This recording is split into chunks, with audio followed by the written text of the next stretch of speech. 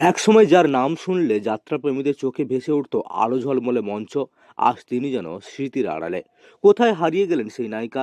কেন আর দেখা যায় না তাকে মঞ্চে? প্রশ্ন অনেক, উত্তর লুকিয়ে আছে এক দীর্ঘ সংগ্রামের জীবনে। ছোটবেলা থেকেই অভিনয়ের প্রতি ছিল অদ্যম টান। মাত্র 6 বছর বয়সে এই মঞ্চে প্রথমে পা রাখা। শুরুটা ছিল স্কুলের নাটক দিয়ে। সেখান থেকেই ধীরে ধীরে যাত্রা মঞ্চে উঠে আসা।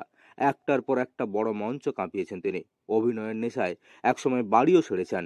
নিজের জেলা ছাড়িয়ে পৌঁছে গিয়েছেন বাংলার নানা প্রান্তে। এমনকি পাড়ি দিয়েছেন প্রতিবেশী রাজ্য আসামেও। মাসের পর মাস যাত্রা অভিনয়ই ছিল তার জীবন। 6-7 বছর বয়সে আমি যাত্রা জগতে আসি।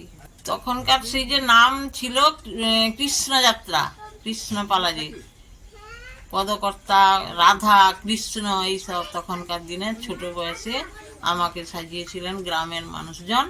তখন আমি এই বইতে অভিনয় প্রথম করেছিলাম। তারপর টুকিটাকি পড়াশোনাও করতাম। পড়াশোনা করতে করতে আমাদের স্কুলে একটা বড় ধরনের পার্থ সারথি বই বলে একটা যাত্রা হলো। তখন এই উত্তরার অভিনয় করার জন্য আমাকে ওনারা শিখিয়েছিলেন। তারপর ওই অভিনয়টা নাকি আমার ভালো হয়েছিল বলে অনেকেই আমাকে ডাকতে আসতো। পূর্ব মেদিনীপুর জেলায় পটাশপুরের খাড় গ্রামের রেবতী স্নেহা নামটা শুনলে অনেকেরই অচেনা, কিন্তু একটা সময় যাত্রা জগতে ছিল পরিচিত মুখ। ছোটবেলাতেই বাবাকে হারান তিনি। এরপর বড় হওয়া দাদুর কাছে। সংসারের অভাব ছিল নিত্যসঙ্গী, তবুও অভিনয়ের স্বপ্ন ছাড়েননি। শুরুতে 1 টাকা 2 টাকায় বিনিময়ে অভিনয় করেছেন। কোনোদিন পারিশ্রমিক ঠিক মতো মেলেনি, কখনো খাবার জোটেনি, তবুও মঞ্চ ছাড়েননি। দিন কেটেছে অনিশ্চয়তার মধ্যে। সেই কঠিন সময় পার করেই ধীরে ধীরে জায়গা করে নিয়েছিলেন বড় বড় যাত্রা দলে। সময়ের সঙ্গে সঙ্গে জনপ্রিয়তাও বেড়েছিল। একের পর এক সফল অভিনয়। বাংলার কোচবিহার, জলপাইগুড়ি থেকে শুরু করে আসামের নানা এলাকায় তার অভিনয় ছড়িয়ে পড়ে। একসময় তিনি ছিলেন যাত্রা যুগের জনপ্রিয় নায়িকা। প্রায় 150-র বেশি যাত্রা অভিনয় করেছেন তিনি।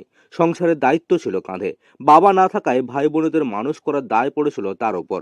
সেই দায়িত্ব পালনে যাত্রা অভিনয় হয়ে উঠেছিল একমাত্র ভরসা। বেশি আয়ের তাগিদে বারবার বাড়ি ছেড়ে বেরিয়ে পড়তে হয় তাকে। কখনো কোচবিহার, কখনো আবার আসাম। সেই সময়ই তার জনপ্রিয়তা পৌঁছেছিল শীর্ষে। আর সেই দিন আর নেই। বয়সের ভারে নুয়ে পড়েছে শরীর। বয়সের ভারে মঞ্চে ওঠা প্রায় অসম্ভব। আজ সেই দিন আর নেই। বয়সের ভারে নুয়ে পড়েছে শরীর।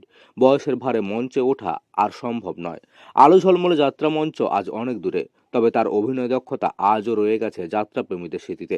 একটা সময় যিনি যাত্রা জগতের নায়িকা ছিলেন, আজ তিনি যেন হারিয়ে যেতে বসেছেন। রেবতী দেবীর এই জীবন সংগ্রাম প্রমাণ করে দেয় বাংলার কোনায় কোনায় কত প্রতিভা আজও আমাদের চোখের আড়ালে লুকিয়ে আছে।